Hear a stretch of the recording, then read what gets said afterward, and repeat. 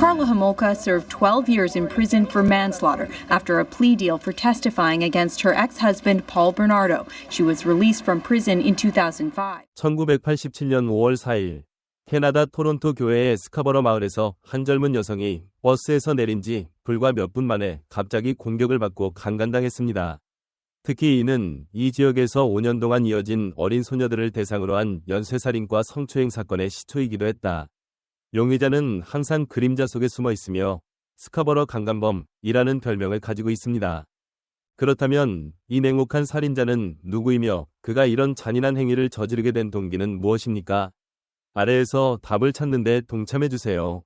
조사 결과에 따르면 대부분의 공격은 야외에서 발생했지만 가해자는 적어도 한 번은 피해자의 집에 침입을 시도한 것으로 나타났다. 이러한 공격에는 피해자들이 경찰에 신고하지 못하도록 구타, 욕설, 위협 등 잔혹한 행위가 수반됐다. 오랜 기간에 걸쳐 발생한 일련의 강간 사건으로 인해 스카버러 마을 사람들은 불안과 긴장에 빠졌습니다. 1988년 11월 17일 토론토시 수사국은 스카버러 강간범을 체포하기 위한 태스크포스를 구성했습니다. 피해자는 경찰이 초상화를 그려줄 수 있도록 가해자의 특징을 묘사했고 이는 언론을 통해 널리 퍼졌다. 경찰이 접수한 16,000건의 응답 중 3명은 이 초상화가 폴 베르나도라는 26세 남성과 매우 흡사하다고 말했다.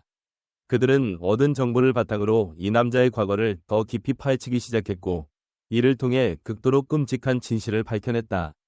베르나르도는 어렸을 때부터 아버지가 어머니를 구타하고 저속한 말로 저주하는 것을 반복적으로 목격해야 했습니다. 그는 자라면서 자신의 어머니가 그런 대우를 받은 이유가 사실 베르나르도가 다른 남자와의 은밀한 관계의 결과였기 때문이라는 것을 깨달았다. 너무 많은 심리적 트라우마를 경험한 베르나르도는 자신의 좌절감을 해소할 적절한 대상을 찾기 시작했습니다. 구체적으로 그는 술집에서 여자들을 유혹하기 시작했고 그들을 때리고 저주하기 시작했습니다. 경찰은 이 사람을 2차례 조사했지만 2차례 모두 그를 용의자에서 제외했다. 평소와 마찬가지로 그들은 피해자에게서 발견된 샘플과 비교하기 위한 DNA 테스트를 위해 베르나르도의 머리카락, 혈액 및 타액 샘플을 수집했습니다.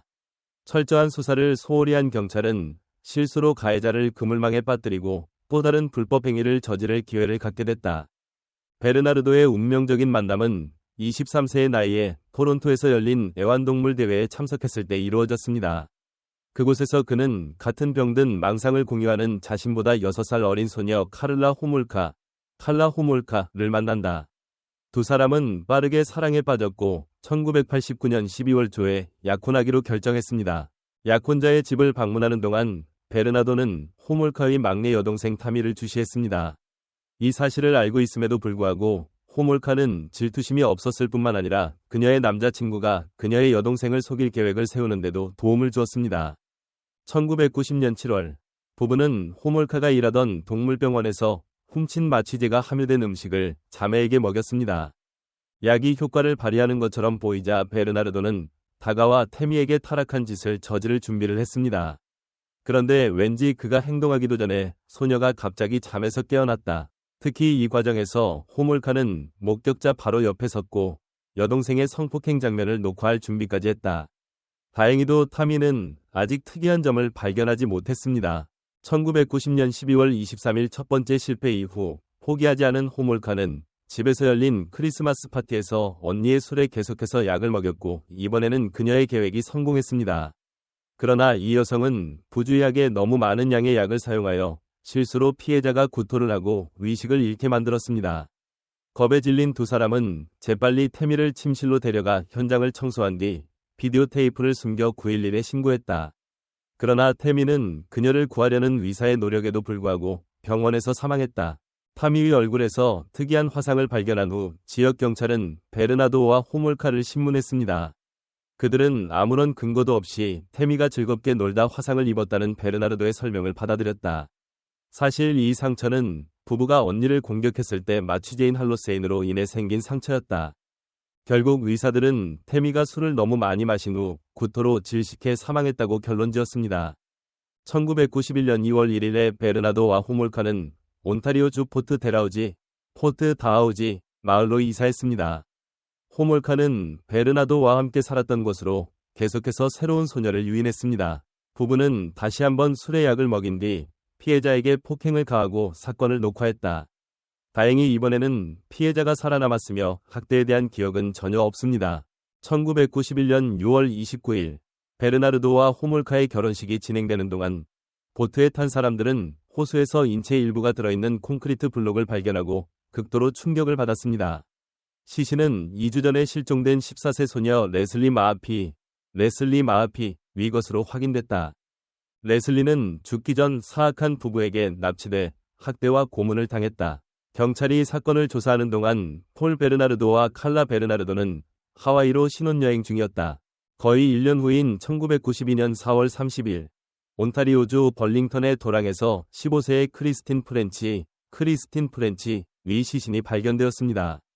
피해자의 얼굴은 멍이 들었고 머리는 삭발되었으며 왼손 새끼손가락 끝도 잘려 있었습니다.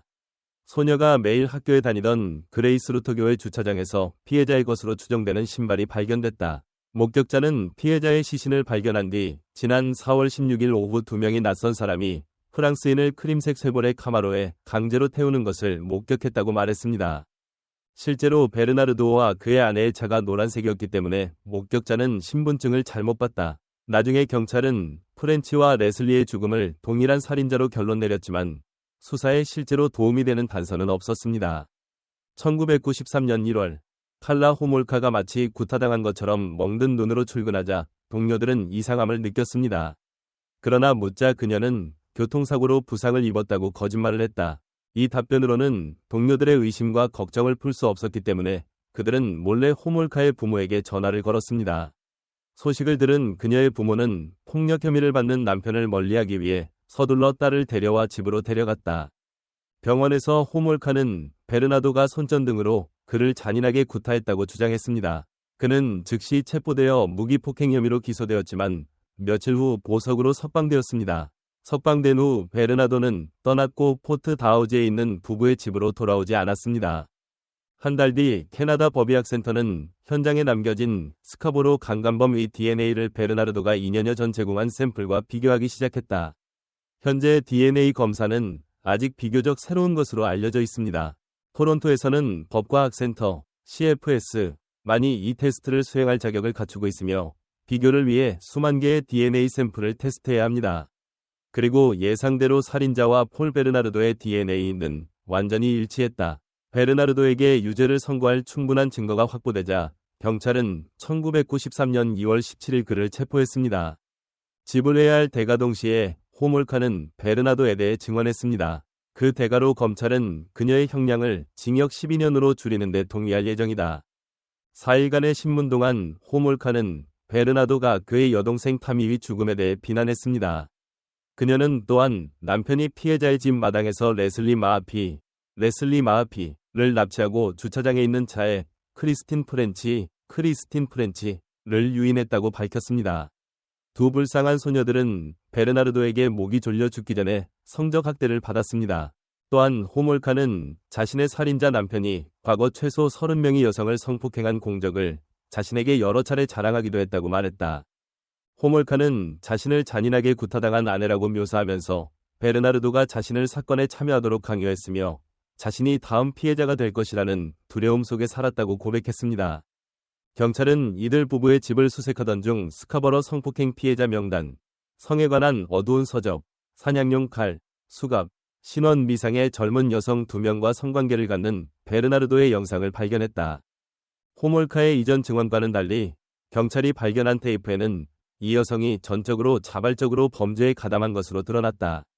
게다가 호몰카는 1987년 두 사람이 만난 이후 이미 베르나르도의 음흉한 행동을 알고 있었지만 그를 막는 대신 자신도 애인과 똑같은 아픈 망상을 갖고 있었기 때문에 그를 지지했다.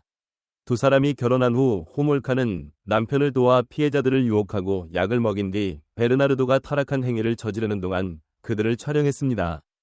호몰카가 12년의 징역형을 선고받았을 때 법원이 악마와 거래를 했기 때문에 이것은 여론을 극도로 화나게 만들었습니다. 그러나 검찰은 여전히 A씨와의 합의를 유지했다. 마침내 1995년 9월 폴 베르나도는 살인 혐의로 유죄 판결을 받고 25년 동안 가석방 없는 종신형을 선고받았습니다. 최종 판결이 나왔지만 사망자 수는 우리보다 적다. 마침내 1995년 9월 폴 베르나도는 살인 혐의로 유죄 판결을 받고 25년 동안 가석방 없는 종신형을 선고받았습니다. 최종 판결이 나왔지만 냉혹한 살인범의 손에 숨진 피해자는 이보다 더 많을 것으로 추정된다. 1996년 캐나다 정부는 베르나르도 수사에 대한 조사를 시작했고 많은 경찰관들이 실수를 저질렀고 중요한 세부 사항을 무시했다는 사실을 발견했습니다. 특히 DNA 검사가 좀 더 일찍 이루어졌다면 베르나르도의 범죄는 막을 수 있었을 것이다. 베르나르도의 집에서 처음으로 테이프를 수집했지만 수사기관에 넘겨줄 생각이 없었던 베르나르도의 변호사 켄 머레이는 1997년 사법방해 및 사법방해 공모 혐의로 기소됐다. 이 사람은 2000년 무죄를 선고받았다. 베르나르도는 23년 만에 2018년 초 석방을 요청했지만 불과 30분간의 논의 끝에 가석방 기관에서 그의 요청을 거부했다. 피해자 가족 변호사는 범인이 사과한 적도 없고 반성의 기미도 보이지 않았다고 말했다.